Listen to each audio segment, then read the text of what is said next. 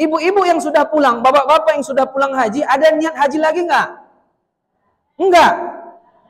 Niat aja. Tapi Ustaz, nampaknya kita kalau udah pulang haji tahun lalu 10 tahun lagi mendaftar.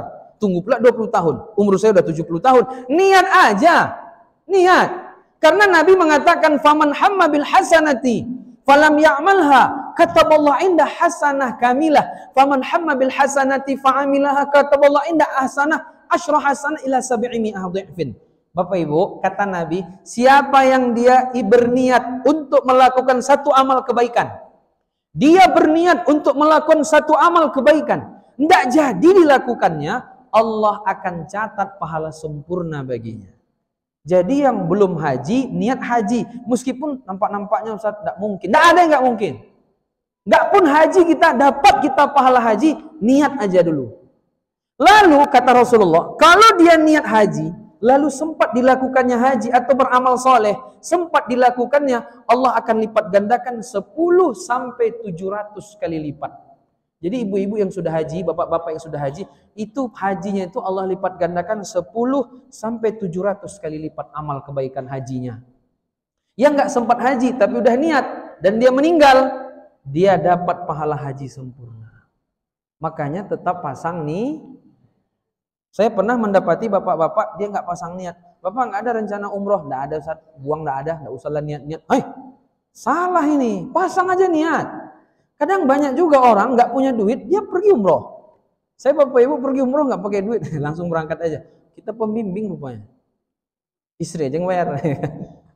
Jadi jamaah yang dimuliakan Allah Subhanahu Wa Taala, ini khususnya kepada para calon jamaah haji kita. Ini saya akan membacakan beberapa hadis yang menjadi pengingat-pengingat nanti di perjalanan. Pertama, masih ada setengah jam lagi. Nabi SAW bersabda, kata Nabi, man hajjalillahi, siapa yang haji karena Allah, haji bukan karena ikut-ikutan, haji bukan untuk riak-riaan, umroh juga seperti itu. Haji murni untuk melengkapi rukun Islam kita dan haji ini Bapak Ibu wajib hukumnya bagi yang mampu, man istata'a ilaihi sabila. Kita tahu hukum wajib dalam Islam, ada yang wajib kita nggak bisa mengelak darinya. Contohnya apa? Bapak Ibu, salat, syahadat. Itu wajib dan kita nggak bisa mengelak darinya. Ada nggak orang yang bisa nggak sholat? Dia masih sadar, pikiran otaknya, akalnya masih sadar. Lalu dia ada nggak diberikan keringanan nggak sholat? Nggak ada.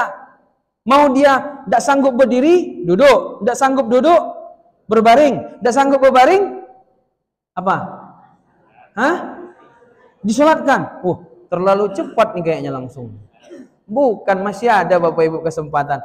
Dia sholat pakai kedipan mata. Dia ada 5 dia. Kalau tidak bisa juga kedipan mata, jadi kalau ruku dia gini, kalau sujud makin tertutup dia, karena makin ke bawah. Kalau dia ternyata tidak bisa kedipan mata, tapi dia masih sadar, sholatnya pakai apa? Niat di hati. Ini ruku, ini sujud. Itu kewajiban yang kita tidak bisa ngelak darinya. Ada juga kewajiban yang itu bisa diganti di waktu lain karena sakit. Karena musafir, orang yang menyusui atau yang hamil. Yang ketiga, wajib bagi yang mampu. Itulah dia kayak zakat, kayak haji. Maka Bapak Ibu jamaah yang dimuliakan Allah, kata Nabi, man hajjalillah, siapa yang haji karena Allah Subhanahu wa taala. Wala yarfus falam yarfus walam yafsuk, kata Nabi. Dia tidak melakukan rafas. Rafas itu banyak tafsiran para ulama, salah satunya adalah melakukan hubungan suami istri sebelum selesai hajinya. Walam yafsuk, maksiat secara umum. Entah itu menggibah. Ibu-ibu, bapak-bapak, waktu haji dulu atau waktu umroh kemarin, ada ndak gibah-gibah? Ada? Kayaknya insyaallah Ustaz. Kadang-kadang nggak sadar kita Bapak Ibu ya, cerita gitu, apa pembimbing tuh, angkat gitu-gitu kan? Apa tadi orang tuh diinjaknya apa saya? Kita tahan itu Bapak Ibu. Jangan menggibah, jangan kita mencuri segala macam, maksiat-maksiat umum lah. Bahkan di musim haji itu lebih ditekankan jangan dilakukan. Kemudian kalau dalam Al-Quran kata Allah, al-hajju asyrum ma'lumat, faman faradha final hajja fala rafasa wala fusuqa wala jidala fil hajj. Jangan berdebat. Kadang ada adik kakak pergi umroh atau pergi dia haji, berdebat dia. Atau suami istri berdebat, ribut, bercakapnya di ruangan. Ini tidak boleh ini. Ini nanti takutnya tidak mabrur dia, tidak diterima sama Allah Subhanahu wa taala amalan dia. Nah, kata Nabi sallallahu raja'a ka yaumin waladathu ummuhu. Dia pulang ketika itu ke kampung halamannya selesai menunaikan haji, maka dia seperti kembali lahir dari ibunya.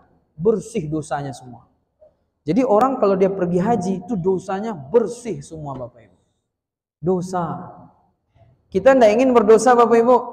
Di hari kiamat kita ingin bagaimana amal-amal kebaikan kita berat, amal-amal keburukan kita ringan. Kalau ternyata amal-amal keburukan kita banyak, amal kebaikan nggak banyak, dia akan menimbun kebaikan, tenggelamlah kita masuk dalam neraka. Sebagaimana Allah mengatakan, fa'amma man thaqulat mawazinu fahuwa fi 'isyatir radiyah wa amma man khaffat mawazinu fa ummuhu hawiyah. Adapun orang yang amal kebaikannya berat, maka dia akan berada di surga. Adapun orang yang mereka amal kebaikannya sedikit, banyak keburukannya, maka dia di neraka hawiyah. Bapak Ibu, ingat yang pertama, niat karena Allah. Man hajjalillah, niatnya karena Allah. Ikhlas nih Bapak Ibu paling susah. Beramal tuh mudah, yang susah tuh niat ikhlas.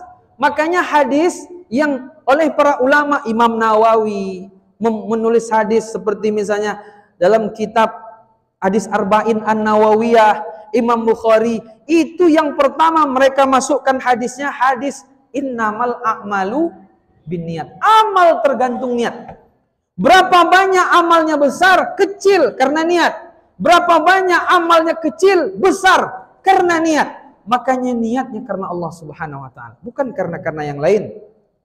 Makanya dulu Bapak Ibu, ada seorang ulama, dia ketika kaum muslimin memerangi Romawi, dikisahkan, Abdullah bin Mubarak namanya, ketika kaum muslimin memerangi Romawi, ketika itu sebelum perang besar-besaran ada perang tanding. Perang tanding ini 1 lawan 1. Dari orang Romawi 1 orang, dari kaum muslimin 1 orang. Akhirnya orang kafir ini membunuh orang Islam, mati. Sampai 7 orang. Gak ada yang berani maju lagi. Lalu keluarlah Abdullah bin Mubarak, ditutupnya wajahnya, dia maju ke depan, dibunuhnya orang Romawi ini. Sampai 7 pula. Kemudian 1 pun dari orang Romawi, gak ada yang berani maju lagi. Kemudian dia masuk ke dalam barisan, gak tahu itu siapa. Kenapa? Untuk menjaga niatnya. Makanya ikhlas yang paling tinggi itu kata Nabi SAW, ketika tangan kanannya berinfak, tangan kirinya tidak tahu.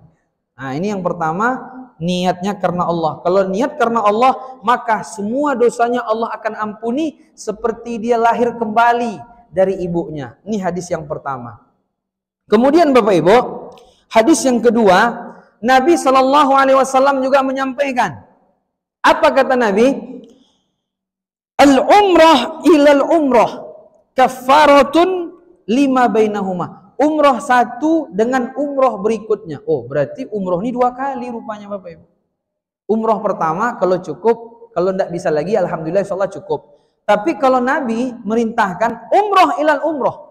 Umrah 1 dengan umrah berikutnya. Maka Bapak Ibu kalau bisa umrah 2 kali lah umrah. Ya. Al-umrah ilal umrah kata Rasulullah. Kafaratun lima bainahuma. Itu akan menghapuskan dosa di antara keduanya. Wal hajjul mabrur laisa lahul jaza illal jannah. Orang yang haji, yang mana hajinya mabrur, maka tidak ada balasan kecuali surga. Tadi Ustadz menyampaikan ada haji yang makbul, ada haji yang mabrur ya. Selama ini yang biasanya kita dengar hajinya mabrur. Kalau orang hajinya sudah mabrur, mesti dia makbul. Kalau makbul itu diterima. Kalau mabrur bagaimana? Haji yang mabrur, kita baca Bapak Ibu keterangan para ulama. Salah satunya tadi saya baca keterangan dari Imam Hasan Al-Basri. Yang namanya haji mabrur adalah ayyarji'a zahidan fid dunya raghiban fil akhirah. Haji yang mabrur itu ciri-cirinya adalah dia kalau pulang dari haji, dia itu akan zuhud terhadap dunia. Dia zuhud terhadap dunia Bapak Ibu.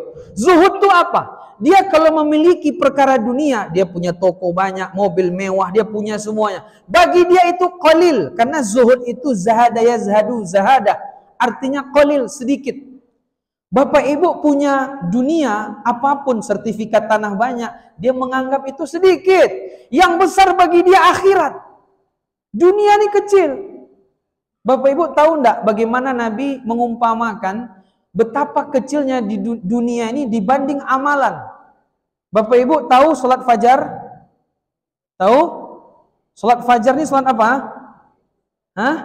Ya salat subuh bisa juga, tapi biasanya sering disebut kalau salat fajar di kita ini adalah salat 2 rakaat antara azan dan iqamah ketika salat subuh. Apa kata Nabi? Rakaatul fajri khairum minad dunya wa ma fiha. 2 rakaat salat fajar lebih baik daripada dunia dan seisinya. 2 rakaat salat fajar lebih baik daripada dunia dan seisinya. Bapak Ibu, dunia nih semua sertifikatnya milik kita, mau yang daratannya, mau lautannya, kalau bisa sertifikatkan juga udara-udaranya nih.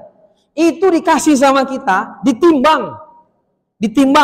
Lalu ditimbang pula salat sunnah 2 rakaat yang fajar lebih besar salat sunnah 2 rakaat fajar melebihi dunia beserta isinya. Makanya Bapak Ibu jamaah, dunia ini sangat kecil di hadapan Allah. Kata Nabi SAW, wallahi mad dunya fil akhirah illa kama dakhala ahadakum isma'u fil yammi fanzur bima yarji. Demi Allah, perumpamaan dunia dengan akhirat, ketika Bapak Ibu memasukkan tangannya ke dalam lautan, kemudian diangkatnya, air yang di tangan itu dunia, lautan yang luas itulah akhirat. Dunia ini tidak lama Bapak Ibu. Dalam hadis Nabi, akmar ummati ma baina sittin ila sab'in. Umur umatku kalau tidak 60, 70 tahun. Ini kayaknya tegang-tegang aja dari tadi ceramah ini nampak ini. Oke, saya agak melunak sedikit ya. Tadi gaya khutbah saya nampaknya. Saya kalau sini kan pergi khutbah ya Pak ya. Kita agak melunak sedikit. Saya mulai ya. Bapak Ibu, kata Nabi, umur umatku 60 atau 70. Kecek Rasulullah, umur umat ambo 60 kalau enggak 70 tahun. Bahasa Indonesia, bahasa Minang? Terserah lah ya. Ambo Bapak Ibu kalau ceramah kau lebih mudah bahasa Indonesia biasanya. Tapi kalau bahasa Minang bisa juga, cuman patah-patah lidahmu. Karena awak kau ibu orang Agam, ayah orang Aceh. Awak ketek lu tinggal di Aceh, jadi bahasa ibunya tuh bahasa tersendiri. Pas pergi ke Sumatera Barat itu susah. Jadi Bapak Ibu kecek Nabi sallallahu alaihi wasallam, akmar ummati ma baina sittin ila sab'in wa aqalluhum man yajuzu zalik. Umur umatku 60 atau 70 tahun. Wa aqalluhum man yajuzu zalik, yang lewat dari 60 70 satu-satu. Ambo tanya gini Bapak Ibu. Bapak Ibu ala sampai 60 tahun? Hah? Kalau jamaah-jamaah haji kok nampaknya 60 rata-rata. Ya kan? Itu siap-siap itu. Siap-siap. Apa yang mau disiapkan? Hah? Umur Nabi berapa Bapak Ibu? Hah? 63 tuh Hijriyah. Kalau Masehinya 61. Ibu-ibu ada yang 65? Ada lewat tuh berarti. Lah ya. Yang 75 ada? Bonus. Masya Allah. Bapak Ibu jamaah yang dimuliakan Allah Subhanahu wa taala. Dunia ini sebentar. Dalam Al-Qur'an illa asyiyatan au duhaha. Pagi sore di hari kiamat, beka orang-orang yang masuk sarugo, kemudian bercerita sama kawan, "Baralah mau kita di dunia dulu." Illa asyiyatan au duhaha. Kita di dunia nampaknya pagi sore nampaknya. Pagi sore. Ya kan? Ibu-ibu masih terbayang waktu dulu masih SD, SR, sekolah rakyat, masih terbayang? Kini, alah, jadi nenek-nenek, ya kan? Sebentar lagi. Makanya Allah sebut dalam Quran, kita kok 3 fase Bapak Ibu. Fase pertama, Allahul ladzi khalaqakum min dha'fin. Pertama, Allah ciptakan kita lemah. Anak-anak ketek 7 tahun, 8 tahun kan lemah tuh. Tsumma ja'ala min ba'di dha'fin quwwah. Setelah dibuat lemah, kita dikuatkan. Kapan kita kuat? Umur 40 tahun. Tuh kue tuh. Tsumma ja'ala min ba'di quwwatin dha'fan wa syaiban. Setelah kue, kita pun dilemahkan lagi. Habis tuh, itulah dia. Jadi 3 fase. Pertama lemah, macam anak ketek. Kemudian kuat, kemudian lemah lagi.